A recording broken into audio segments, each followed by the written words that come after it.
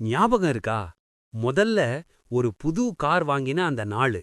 ஷோரூம்லேருந்து வெளிய வர்றப்ப அந்த புது வாசனை, அந்த பளபளப்பு, ஸ்டியரிங்க பிடிச்ச உடனே, இதோ நம்ம வாழ்க்கை இப்ப மாறப்போகுதுன்னு மனசுக்குள்ள ஒரு கற்பனை. அந்த கார்ல ஏறி எங்கெங்க போகலாம், யாரையெல்லாம் கூட்டிட்டு போகலாம், என்ன மாதிரி வாழ்க்கை வாழலாம், எல்லாம் கண் முன்னாடி ஓடுச்சு. உண்மை என்னன்னா, கார் ஓட்டுறதுங்கிறது சும்மா ஒரு இடத்துல இருந்து இன்னொரு இடத்துக்கு போறது மட்டும் இல்ல. அது ஒரு பழக்கம், ஒரு பொறுப்பு, சில நேரம் ஒரு வாழ்க்கை பாடம். அதே மாதிரி தான் ஒரு உறவும். ஆரம்பத்துல எல்லாமே புதுசு. ஒரு சின்ன சத்தம் கூட அதிசயமா தெரியும். என்ஜின் சத்தமே இசை மாதிரி இருக்கும். ஒவ்வொரு கியர் ஷிஃப்டும் ஒரு புதுசு அனுபவம். இதை விட நல்லது எதுவும் இருக்காதேன்னு தோணும். உறவுகளும் அப்படித்தான்.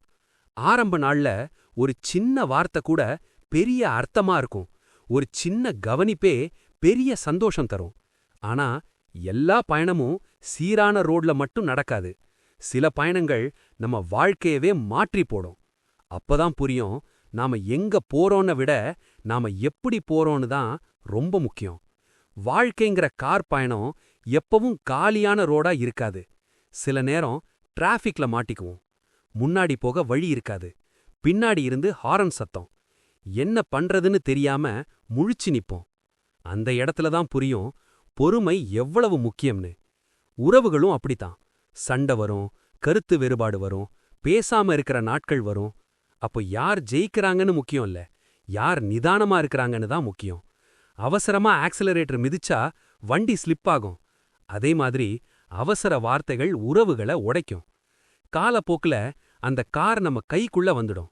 எந்த சத்தம் எதனால வருதுன்னு தெரியும். எந்த கியர் எப்ப போடணும்னு புரியும்.